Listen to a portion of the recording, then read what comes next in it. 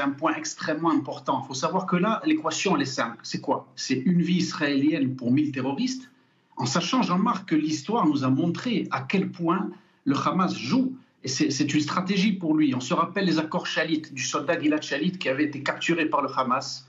On se souvient que dans cet accord, qui avait été libéré? C'était Yahya Sinwar, qui aujourd'hui, bien sûr, a été éliminé par Israël. Mais c'est justement, chaque fois, un prix extrêmement lourd pour Israël. Parce que dans les accords Shalit, justement, le cerveau des attentats du 7 octobre et de ce massacre terrible a été libéré.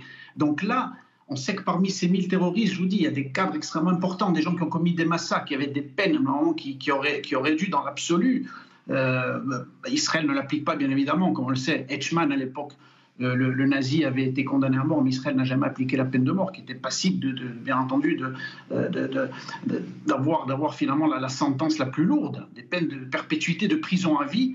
Et donc on sait très bien que c'est des ennemis d'Israël avec une potentialité énorme de pouvoir encore faire du mal.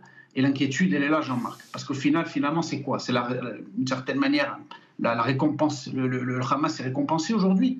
Tout le monde se pose cette question-là. Après ce qu'ils ont commis, le monde accepte encore de discuter avec eux, entre guillemets, avec des médiateurs. Quels sont ces médiateurs? Le Qatar, qui a financé le Hamas jusqu'à aujourd'hui, ou l'Égypte, qui, comme on le sait, voudrait, et l'a encore déclaré, il n'a pas d'autre alternative que d'avoir un autre Hamas dans la bande de Gaza. C'est-à-dire que pour ces pays-là, qui ont, entre guillemets, le rôle de médiateur, pour eux, le peuple palestinien a choisi véritablement d'avoir le Hamas à sa tête. Et donc, il n'est pas question d'avoir une autre alternative.